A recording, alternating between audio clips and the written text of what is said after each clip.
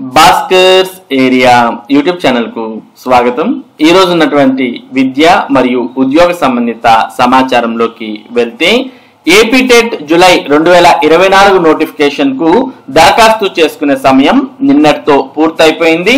మరి ఆగస్టు 3వ తేదీ లాస్ట్ డేట్ కాబట్టి నిన్న క్లోజ్ అయింది। ఇక్కడ మనం చూస్తూ ఉన్నాం ఏపీ టెట్ వెబ్సైట్ లో పేమెంట్ క్లోజ్డ్, అప్లికేషన్ క్లోజ్డ్ అనే సమాచారాన్ని ఇక్కడ మనం అప్లికేషన్ డేట్ కూడా చూస్తున్నాం। జూలై 3 నుంచి ఆగస్టు 3వ తేదీ వరకు దరఖాస్తు చేసుకోవడానికి ఆంధ్రప్రదేశ్ ప్రభుత్వం దాదాపు మనకు నెల రోజుల పాటు సమయం అనేది ఇవ్వడం జరిగింది।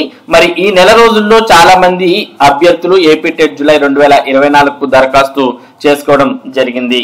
ఇక నెక్స్ట్ ఏపీ టెట్ పరీక్షలు అనేవి త్వరలోనే జరగనున్నాయి। దానికి సంబంధించి మనం ఇక్కడ టెట్ షెడ్యూల్ అనే దాన్ని కూడా చూసినట్టయితే షెడ్యూల్ లో మనకు కనిపిస్తూ ఉన్నాయి। మరి మాక్ టెస్ట్ అనేది సెప్టెంబర్ 19 నుంచి, హాల్ టికెట్స్ అనేవి సెప్టెంబర్ 22 నుంచి, పరీక్షలు అక్టోబర్ 3 నుంచి అక్టోబర్ 20 వరకు ఏపీ టెట్ పరీక్షలు అనేవి ఉండబోతున్నాయి। ఇక ఏపీ టెట్ ఫలితాలు అనేవి నవంబర్ 2వ తేదీన విడుదల కాబోతున్నాయి। కాబట్టి ఎవరైతే ఏపీ టెట్ జూలై 2024 కు దరఖాస్తు చేశారో అటువంటి వారు ప్రస్తుతం మరి వారి యొక్క ప్రిపరేషన్ మీద దృష్టి సారించారు। అలాగే ఏపీ డిఎస్సి ఇప్పటికే టెట్ అనేది క్వాలిఫై అయ్యి మంచి మార్కులు ఉన్నటువంటి వారు నేరుగా ఏపీ డిఎస్సి నోటిఫికేషన్ కోసం ప్రిపేర్ అవుతూ ఉన్నారు। మరి ఎట్లయినా కానీ ఈ మెగా డిఎస్సి నోటిఫికేషన్ లో ఖచ్చితంగా జాబ్ కొట్టాలి అనే ఉద్దేశంతోనే చాలా మంది అభ్యర్థులు ప్రిపేర్ అవుతూ ఉన్నారు। మరి అటువంటి అభ్యర్థులకు ఉపయోగకరంగా ఉండేందుకు చాలా చోట్ల మరి ఏపీ డిఎస్సి ఉచిత శిక్షణను కూడా ప్రభుత్వం మరి అమలు చేస్తోంది। కొన్ని చోట్ల ప్రాంతీయంగా ఉన్నటువంటి నాయకులు కొద్దిమంది మరి ఉచిత డిఎస్సి శిక్షణ ఇస్తూ ఉన్నారు। అలాగే సంక్షేమ శాఖ వారు, అలాగే వివిధ స్టడీ బోర్డ్స్ వారు, ఇలా స్టడీ సర్కిల్స్ వారు కూడా ఉచిత శిక్షణను డిఎస్సి అభ్యర్థులకు ఇస్తూ ఉన్నారు। ఈ నేపథ్యంలోనే మనం ఇక్కడ కూడా స్టడీ సర్కిళ్లలో డిఎస్సి ఉచిత శిక్షణ అంటూ కూడా ఇక్కడ మనం చూస్తూ ఉన్నాం। మరి ప్రతిపాదనలు సిద్ధం చేస్తున్న సాంఘిక సంక్షేమ శాఖ ఇప్పటికే గ్రూప్ 1, గ్రూప్ 2 సివిల్స్ అభ్యర్థులకు శిక్షణ, తాజా నిర్ణయంతో ఏపీ డిఎస్సి అభ్యర్థులకు మేలు, ఆగస్టులో ప్రారంభించేందుకు ప్రభుత్వం సన్నాహాలు। డిఎస్సి అభ్యర్థులకు ప్రభుత్వం శుభవార్త చెప్పింది। కూటమి ప్రభుత్వం వచ్చాక మెగా డిఎస్సి ప్రకటన విడుదల చేయడంతో ఎంతో మంది నిరుద్యోగులు తమ అదృష్టాన్ని పరీక్షించేందుకు సమాయత్తమవుతున్నారు। ఈ నేపథ్యంలో పేద వర్గాలకు చెందిన డిఎస్సికి హాజరవుతున్న అభ్యర్థులకు ఉచిత వసతితో కూడిన శిక్షణ ఇచ్చేందుకు సాంఘిక సంక్షేమ శాఖ సమాయత్తమవుతోంది। ఇప్పటికే ఈ దిశగా మార్గదర్శకాలు రూపొందించాలని ఉన్నతాధికారులకు ప్రభుత్వం ఆదేశాలు జారీ చేసింది। త్వరలోనే శిక్షణను ప్రారంభించేందుకు గల అవకాశాలను పరిశీలిస్తోంది। స్టడీ సర్కిళ్లు తరగతుల నిర్వహణ రాష్ట్ర వ్యాప్తంగా 3 ప్రాంతాల్లో సివిల్స్, గ్రూప్స్ పరీక్షలు రాసే అభ్యర్థులకు సాంఘిక సంక్షేమ శాఖ ఆధ్వర్యంలో స్టడీ సర్కిళ్లలో ఉచిత తరగతులు నిర్వహిస్తున్నారు। యూపీఎస్సీ నిర్వహించే సివిల్స్ పరీక్షకు హాజరయ్యే అభ్యర్థులకు విశాఖపట్నంలో తరగతులు జరుగుతుండగా గ్రూప్ 1 రాసే వారికి విజయవాడలో శిక్షణ ఇస్తున్నారు। ఇక గ్రూప్ 2 పరీక్షలకు హాజరయ్యే అభ్యర్థులకు తిరుపతిలో తరగతులు జరుగుతున్నాయి। వీరందరికీ ఉచిత విద్యతో పాటు భోజనం, వసతి సదుపాయాలను సాంఘిక సంక్షేమ శాఖ కల్పిస్తోంది। 6 లక్షల రూపాయల లోపు ఆదాయం ఉన్న ఎస్సీ, ఎస్టీ, బీసీ అభ్యర్థులు ఈ శిక్షణకు అర్హులుగా ఉంటారు। ఇప్పటికే ఈ 3 కేంద్రాల్లో పలు బ్రాంచీలు కొనసాగుతున్నాయి। విజయవాడ అంబేద్కర్ స్టడీ సర్కిల్లో కోవిడ్ తర్వాత 2వ బ్యాచ్ 2023 అక్టోబర్లో గ్రూప్ 1 అభ్యర్థుల తరగతులు ప్రారంభమయ్యాయి। బుధవారంతో తరగతులు ముగిశాయి। ఇక ప్రిలిమ్స్ లో 83 మంది, మెయిన్స్ లో 74 మంది శిక్షణ పొందారు। పేద మధ్యతరగతి అభ్యర్థులు పైసా ఖర్చు చేయకుండా శిక్షణ పొంది ప్రభుత్వ ఉద్యోగాలు సాధించుకుంటున్నారు। ఈ స్టడీ సర్కిల్లో శిక్షణ పొందిన పలువురు గ్రూప్ 4, రైల్వే, కోర్టుల్లో ఉద్యోగాల్లో స్థిరపడ్డారని ఏఓ నారాయణ రెడ్డి తెలిపారు। డిఎస్సి అభ్యర్థులకు శిక్షణ ఇవ్వాలని ప్రభుత్వం నిర్ణయం తీసుకోవడాన్ని స్వాగతిస్తున్నామని అన్నారు। మెగా డిఎస్సికి హాజరయ్యే వారికి శిక్షణ ఇచ్చేందుకు అనుగుణంగా ఏర్పాట్లు చేస్తామని చెప్పారు। ఇదిలా ఉండగా డిఎస్సికి హాజరయ్యే వారందరికీ స్టడీ సర్కిల్ ద్వారా కాకుండా ప్రత్యేకంగా శిక్షణ ఇస్తే ఎలా ఉంటుందనే ఆలోచనలో కూడా ప్రభుత్వం ఉంది। త్వరలోనే ఈ తరగతుల నిర్వహణపై క్లారిటీ రానుంది। మొత్తానికి మరి మెగా డిఎస్సి నోటిఫికేషన్ ద్వారా పేద మరియు మధ్యతరగతి వారికి మరి కోచింగ్ తీసుకునేటటువంటి సౌలభ్యం లేనటువంటి వారికి ఎంతో ఉపయోగకరంగా ఉండేటట్టుగా ప్రభుత్వం ఉచిత శిక్షణకు ఏర్పాట్లు చేస్తోంది। ఇందుకోసం స్టడీ సర్కిల్స్ కావచ్చు, లేదా సంక్షేమ శాఖకు సంబంధించినవి కావచ్చు, లేదా వివిధ ప్రాంతాల్లో మరి ప్రస్తుతం ఉన్నటువంటి పార్టీకి చెందినటువంటి నాయకులు కావచ్చు, ఇలా వివిధ స్థాయిల్లో ఎవరికి తోచినట్టుగా వారు ఉచితంగా డిఎస్సి శిక్షణను అభ్యర్థులకు అందిస్తున్నారు. మరి చాలా మంది అభ్యర్థులు ఈ అవకాశాన్ని కూడా వినియోగించుకుంటున్నారు. ఈ నేపథ్యంలోనే ప్రభుత్వం మరి స్టడీ సర్కిళ్ల ద్వారా డిఎస్సి ఉచిత శిక్షణ ఇవ్వాలి, లేదా సపరేట్ గా మరి ప్రత్యేకంగా స్టడీ సర్కిళ్ల ద్వారా కాకుండా ప్రత్యేకంగా శిక్షణ ఇస్తే ఎలా ఉంటుంది అనే ఆలోచన కూడా ప్రభుత్వం చేస్తున్నట్టు మనకి ఇక్కడ అర్థమవుతోంది. కాబట్టి ఎవరైతే మెగా డిఎస్సికి ప్రిపేర్ అవుతూ మరి శిక్షణకు అంటే కోచింగ్ కు వెళ్ళలేనటువంటి స్తోమత ఉందో, ఆ స్తోమత లేనటువంటి వారు ఎవరున్నారో అటువంటి వారంతా కూడా మరి ఈ అవకాశాలను సద్వినియోగం చేసుకుని రాబోయే మెగా డిఎస్సిలో మరి ఉపాధ్యాయ ఉద్యోగాన్ని సాధించవచ్చు.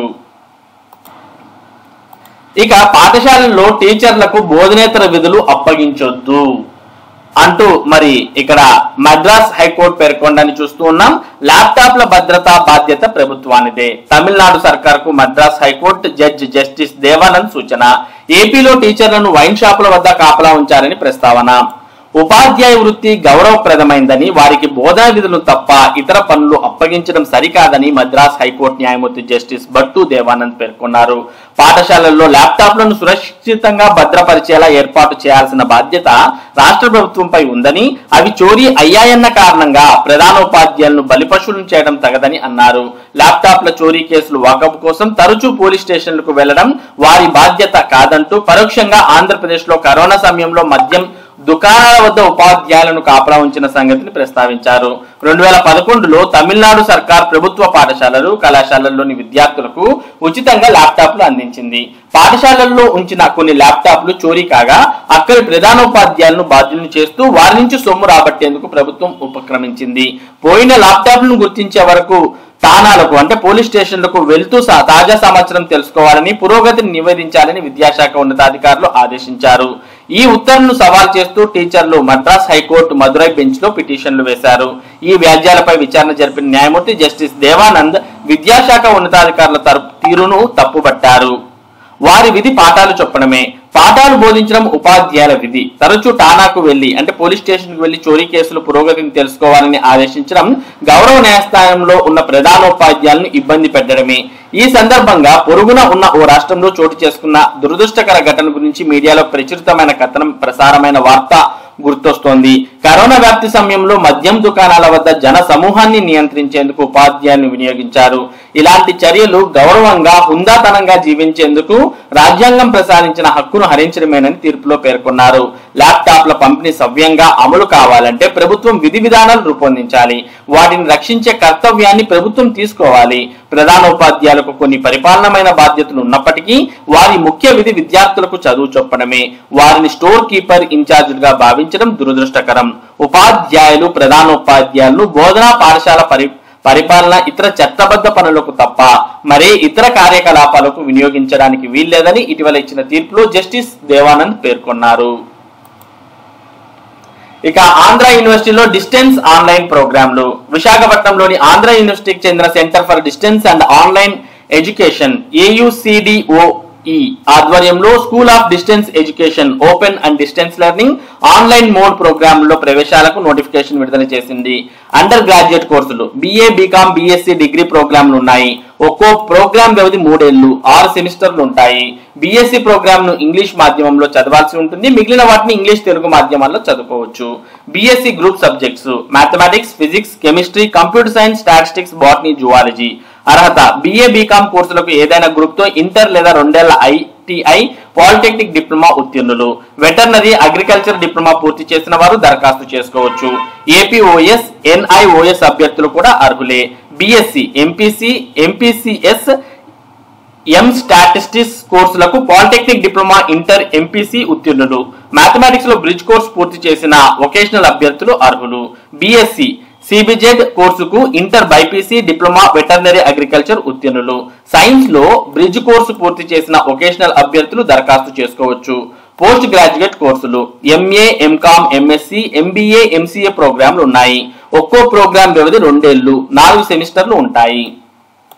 MA స్పెషలైజేషన్లు Telugu, English, economics, human resource management, history, journalism and mass communication, philosophy, political science, public administration, sociology, mathematics. MSc specialisations psychology, mathematics, botany, physics, organic chemistry, zoology. MBA స్పెషలైజేషన్లు హెచ్ఆర్ఎం, ఫైనాన్స్, మార్కెటింగ్. అర్హత ఎంసీఏలో ప్రవేశానికి BTech, CSC, BCA ఉత్తీర్ణులు. Inter స్థాయిలో mathematics ఒక subject గా చదివి BSc, BCom, BA పూర్తి చేసిన వారు, బీఏ, బీకామ్ ఉత్తీర్ణతతో పాటు ఏయూ నుంచి పీజీడీసీఏ పూర్తి చేసిన వారు దరఖాస్తు చేసుకోవచ్చు. మిగిలిన ప్రోగ్రాంలకు ఏదైనా డిగ్రీ ఉత్తీర్ణులు అప్లై చేసుకోవచ్చు. MA, MSc mathematics, MSc botany, physics, organic chemistry, zoology, MA Hindi ప్రోగ్రాంలకు మాత్రం డిగ్రీ స్థాయిలో సంబంధిత స్పెషలైజేషన్ సబ్జెక్ట్ చదివి ఉండాలి. ఆన్లైన్ దరఖాస్తుకు చివరి తేదీ ఆగస్టు 31. మరి దీనికి సంబంధించినటువంటి మరిన్ని వివరాలు లేదా పూర్తి వివరాల కోసం మీరు www.andrauniversity-sde.com అనే వెబ్సైట్ లోకి వెళ్తే మరి ఆంధ్ర యూనివర్సిటీలో ఉన్నటువంటి డిస్టెన్స్ ఆన్లైన్ ప్రోగ్రాంలకు సంబంధించిన పూర్తి వివరాలు మీరు తెలుసుకోవచ్చు. మరి ఇవి ఈ రోజు ఉన్నటువంటి విద్య మరియు ఉద్యోగ సంబంధిత సమాచారం. ఇటువంటి ముఖ్యమైన సమాచారాన్ని భాస్కర్స్ ఏరియా మీకు అందిస్తూ ఉంటుంది. మరి ఈ సమాచారం మీరు మిస్ కాకుండా పొందడానికి మన భాస్కర్స్ ఏరియా యూట్యూబ్ ఛానల్ కు సబ్స్క్రైబ్ అవ్వండి. Thank you for watching this video.